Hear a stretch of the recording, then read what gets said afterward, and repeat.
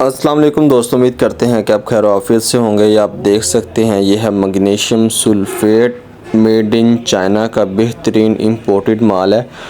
इसके 40 बैग हैं और 40 बैग दोस्तों आपको आगे दिखाएंगे पोटाशियम सल्फेट इजिप्ट के। हमारे बहुत ही प्यारे कस्टमर चौधरी फैसल अमीन कंबो साहब ने जो है साहिवाल से ऑर्डर किया दोस्तों।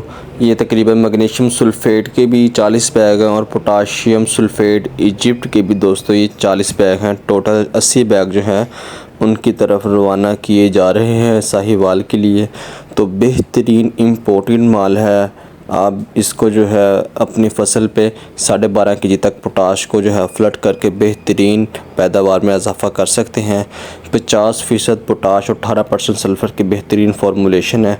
और आगे मैग्नीशियम सल्फेट भी दोस्तों आप जो है आधा बैग इस्तेमाल करके अपनी शगुफ़ों की तादाद में इजाफ़ा कर सकते हैं, फसल को लशग्रीन कर सकते हैं। तो अपना ख्याल रखें। अल्लाह हाफ़िज़।